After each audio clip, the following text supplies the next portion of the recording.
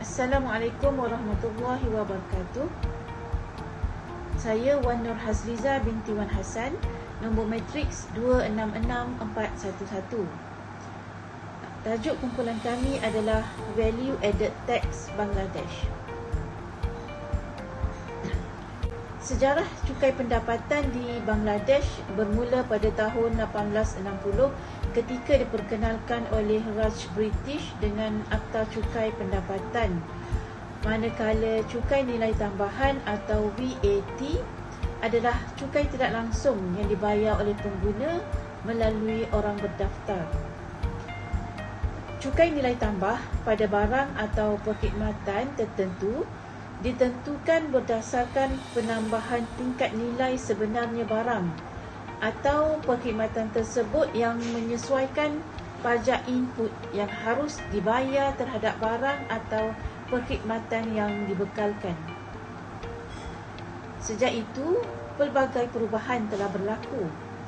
Di antaranya adalah cukai nilai tambahan merupakan cukai penggunaan yang dikenakan pada produk setiap kali nilai ditambahkan pada setiap peringkat rantaian bekalan, dari pengeluaran hingga titik penjualan. Jumlah cukai nilai tambahan yang dibayar pengguna adalah pada kos produk ditolak kos bahan yang digunakan dalam produk yang telah dikenakan cukai. Pelaksanaan cukai nilai tambahan atau lebih dikenali Value Added Tax di Bangladesh telah membingungkan pengguna dan perniagaan. Bangladesh pada awalnya telah merancang cukai nilai tambahan terpadu sebanyak 15%, tetapi pemerintah mengalah di bawah tekanan dari komuniti perniagaan. Negara sekarang telah memperkenalkan cukai nilai tambahan 8 peringkat dengan 4 pungutan utama 5%, 7.5%, 10% dan 15%. Bukan sahaja peniaga-peniaga bersaiz kecil dan sederhana, tetapi juga perniagaan yang lebih besar juga mengeluh kerana tidak menerima garis panduan yang jelas mengenai cukai nilai tambahan baru tersebut. Secara umumnya, peniaga berpendapat harga barang akan meningkat dan melambung tinggi, manakala jumlah jualan akan menyusut kerana pengguna tidak mampu membuat pembelian dengan harga barangan yang melambung tinggi akibat kenaikan cukai baru.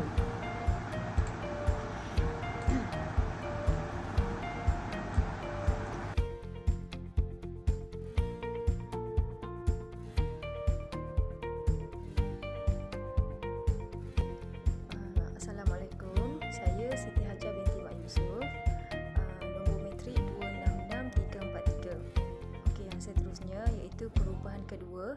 Yang paling penting adalah penghapusan kredit cukai input yang merupakan inti dari mana-mana sistem cukai nilai tambahan. Apabila cukai nilai tambahan yang dibayar oleh pembekal berada pada kadar berbeza dari 15%, penghilang domestik dan pembekal lain yang membayar cukai nilai tambahan pada kadar yang berbeza dari kadar 15%, tidak akan dapat mengambil kredit cukai input. Keputusan untuk menghapus penyediaan kredit cukai input untuk pembekalan pada kadar yang berbeza dari 15% dapat difahami kerana jika cukai kredit input dibenarkan, dalam banyak keadaan akan ada pengembalian cukai dari kepada penghilang dan pembekal lain yang mengakibatkan kerugian pendapatan yang besar ke atas pemerintah atau kerajaan. Kredit cukai import pada amnya akan melebihi cukai nilai tambahan pada output pada setiap peringkat pengeluaran dan penjualan selagi kadar cukai nilai tambahan pihak pengeluar lebih rendah daripada 15%. Okey, sebagai contoh, pengeluar domestik yang menambah nilai 20% pada peringkat pembuatan pada input yang diimport dari luar negara bernilai TK100 dan menjual produk tersebut pada pemborong pada TK120 setelah memasukkan nilai tambah TK20 untuk pengagihan seluruh negara. Pengilang membayar TK15 sebagai cukai nilai tambahan pada tahap import, dan seterusnya setelah selesai proses pembuatan, jumlah cukai tambahan akan menjadi 10% dari TK120 BD iaitu BDT 12.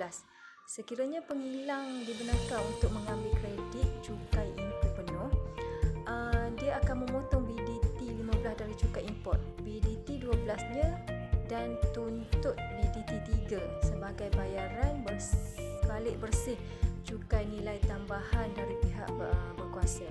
Situasi yang sama akan berulang di peringkat borong dan tahap pengekalan. Oleh itu, sistem kredit input operasi sepenuhnya tidak mungkin dilakukan di bawah sistem pelbagai peringkat kadar cukai import tambahan seperti yang dirancang dan dilaksanakan di Bangladesh.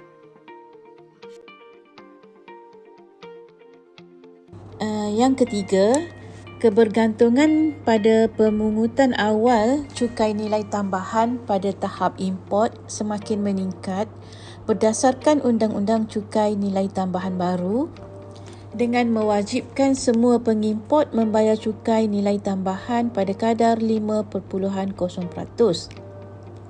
Kadar pemotongan ini terlalu tinggi yang secara implisit menganggap bahawa pengimport akan menambahkan nilai tambah sekurang-kurangnya 33.3% ketika mereka menjual produk atau proses yang diimport lebih jauh melalui proses pembuatan.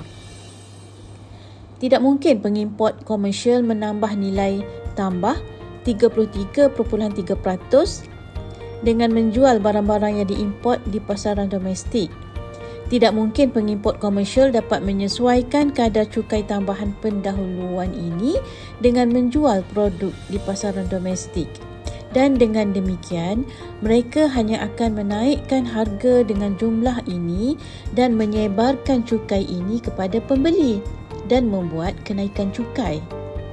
Malah, bagi kebanyakan pengeluar, sukar untuk menyesuaikan cukai pendahuluan ini dengan cukai output mereka kerana penambahan nilai tahap pembuatan atau pemprosesan mereka mungkin jatuh jauh dari tahap 33.3%. Prinsip untuk tidak menggunakan tugas tambahan untuk tujuan perlindungan sekali lagi dilanggar seperti yang berlaku di bawah VAT dan Akta Duti Tambahan tahun 1991. Akta Cukai Nilai Tambahan 2012 yang asal bertujuan untuk mengurangkan pergantungan pada tugas tambahan dan juga menurunkan tahap perlindungan domestik dengan mengurangkan senarai panjang barang yang dikenakan duti tambahan dan menerapkan kadar SD sama pada barang dan perkhidmatan domestik dan import. Sekiranya berlaku, Akta Cukai Nilai Tambahan yang baru mengekalkan sifat diskriminasi SD dengan menerapkannya terutama pada import. Akibatnya, daripada mengurangkan tahap perlindungan yang ditawarkan melalui SD, tahap perlindungan semakin meningkat dalam anggaran tahun kewangan 2020.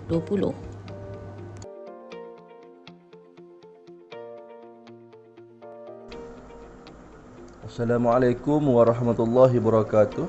Saya Edi Irwansyah bin Muhammad Nordin. Bagi meneruskan perbincangan topik ini, saya ingin meneruskan daripada ketua kumpulan saya tadi.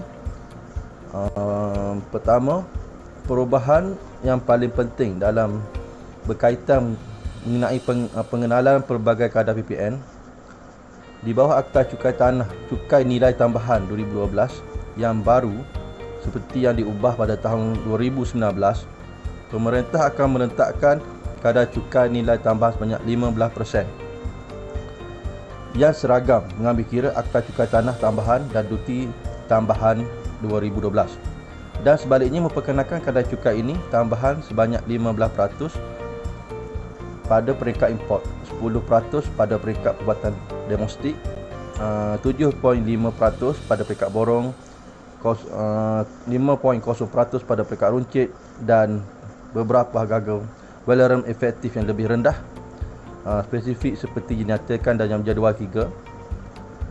Pada beberapa harga Valorem yang lebih efektif dan spesifik, juga produk terpilih terutama untuk membatasi tekanan harga yang timbul dan perubahan yang dibuat di bawah sistem baru.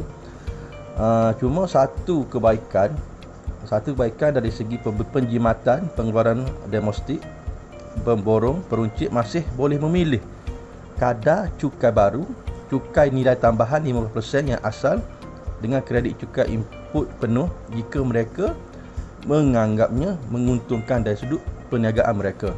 Okey. Seterusnya adalah kadar 5% mungkin menampakkan kadar cukai nilai tambahan yang agak rendah berbanding dengan negara-negara lain yang mengenakan kadar yang lebih tinggi. Contohnya India. Kadar cukai tambahan sebanyak 25% untuk komuniti tertentu. Belum lagi negara seperti Brazil, Bulgaria dan negara Skandinavia yang terkenal dengan cukai seperti Sweden, Norway dan Denmark, di mana cukai tambahan sebanyak 20 hingga 27% dikenakan. Bangladesh mempunyai dasar cukai tambahan yang nampaknya boleh diterima, tetapi masalah di sini adalah timbul takbir urus seperti pengenalan cukai tambahan secara tiba-tiba. Macam tu. Sebarang komoditi tanpa pertimbangan dan analisis keadaan yang lebih terdahulu. Tetapi ia termasuk faktor-faktor ini, Bangladesh tidak boleh menganggap memiliki cukai nilai tambahan yang mesra pelanggan, yang mesra pengguna. Okey. Yang seterusnya, selain daripada itu, Emirat Arab Bersatu, Hong Kong, Switzerland, Australia, Jepun dan Amerika Syarikat adalah beberapa negara mempunyai kadar cukai nilai pengguna yang lebih mesra. Cuba kita lihat. Tidak termasuk wilayah khas yang di tempat tempat percukaian. Sebahagian daripada pengenalan cukai ini tambahan jauh lebih rendah dengan kadar cukai tambahan sendah 0%. Dan beberapa negara seperti Jepun, Amerika Syarikat hanya mengenakan cukai nilai tambah sekitar 8.0% hingga 10% tanpa komoditi. Okey, seterusnya saya memberi kepada ahli grup saya untuk meneruskan perbincangan pada topik ini. Assalamualaikum warahmatullahi wabarakatuh.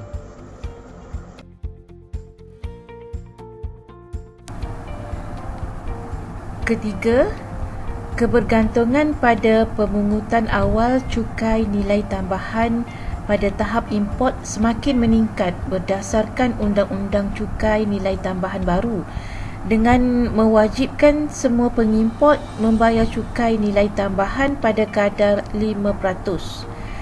Kadar pemotongan ini terlalu tinggi yang secara implisit menganggap bahawa pengimport akan menambahkan nilai tambah sekurang-kurangnya 33.3%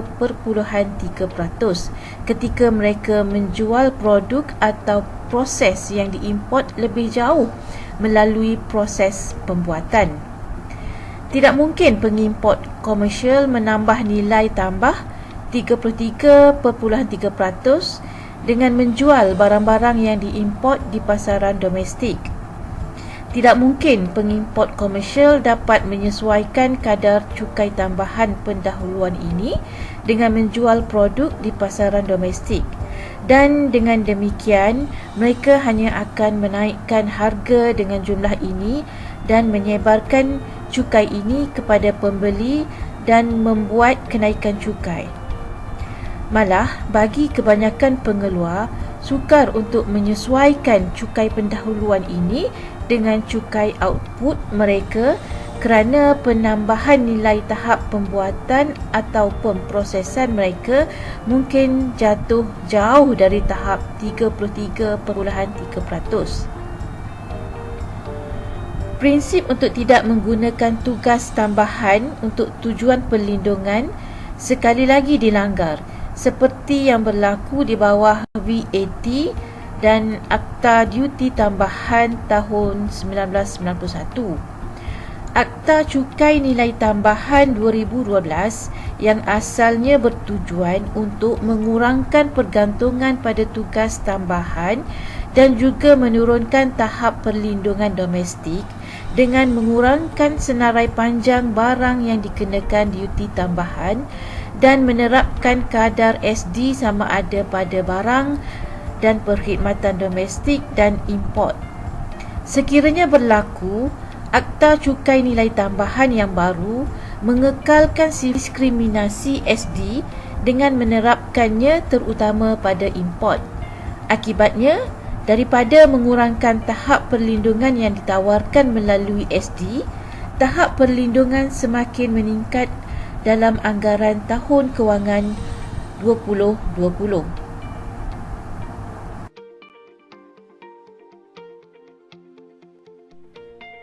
Assalamualaikum warahmatullahi taala wabarakatuh. Saya Muhammad Asri bin Yusof, nombor metrik 259975. Keempat, dalam kebanyakan hal, Undang-Undang Cukai Nilai Tambahan baru secara fundamental menyimpan dari Akta Cukai Nilai Tambahan 2012 dan sangat mirip dengan Akta Cukai Nilai Tambahan tahun 1991. Pertama, jumlah item yang dikenakan kadar selain daripada 15% di bawah undang-undang baru disenaraikan dalam jadual 3 Akta Nilai Cukai Tambahan yang merupakan sebahagian daripada Rang Undang-Undang Kewangan 3 2019 hingga 20. Senarai ini sangat mirip dengan senarai produk yang tertakluk kepada sistem dasar atau nilai yang terpotong berdasarkan Akta Cukai Nilai Tambahan 1991. Kedua, di Undang-Undang 1991, Undang-Undang Cukai Nilai Tambahan yang baru tidak menggunakan kredit cukai input bagi syarikat-syarikat yang menghasilkan atau mengekalkan barang yang disenaraikan dalam jadual 3 Akta Cukai Nilai Tambahan baru. Ketiga, dengan kehilangan rantai kredit input, sambungan dokumentari atau jejak kertas akan hilang untuk pembekal terpotong yang akan mengurangkan pematuhan cukai. Keempat, kehilangan atau pemotongan rantaian kredit input akan mempengaruhi orang berdaftar cukai nilai tambahan lain atau penjual barang dan perkhidmatan yang membeli produk. Ini kerana mereka tidak dapat mengambil kredit untuk jumlah cukai nilai tambahan yang mereka bayar walaupun orang yang berdaftar cukai nilai tambahan membayar cukai tersebut pada kadar 15%.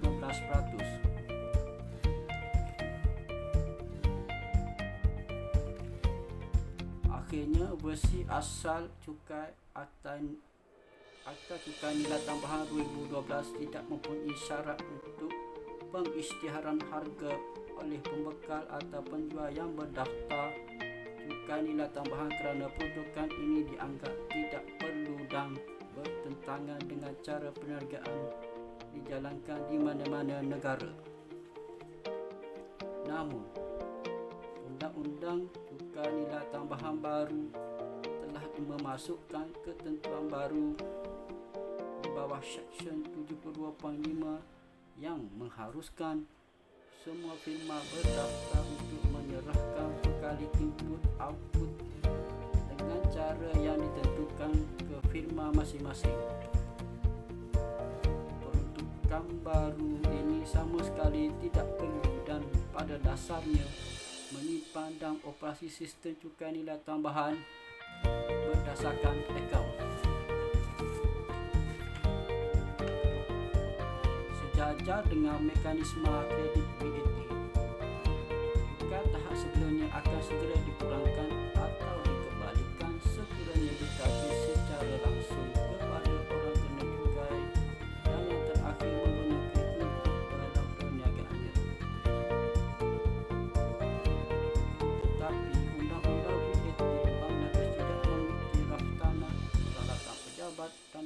digunakan sebagai input. Dan VAT yang dibayar semasa pembelian mereka adalah secara semula jadi tidak boleh dikreditkan sebagai cukai input. Banyak negara lain, misalnya Perancis, mengamalkan sikap tegas dengan tidak membenarkan kredit untuk pembelian perniagaan kereta dan mendarat dengan alasan tidak ada kaedah praktikal membezakan perniagaan dari penggunaan pribadi.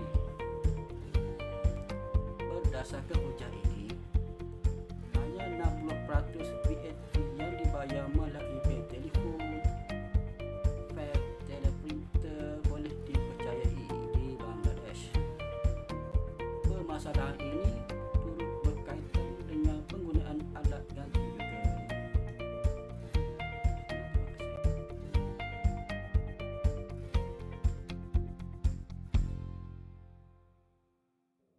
Okey, di sini boleh disimpulkan iaitu kemudahan cukai yang lebih rendah di pengumpulan VAT mencerminkan terutamanya kelemahan dalam dasar ataupun sistem pentadbiran cukai ditambah dengan kekurangan cukai.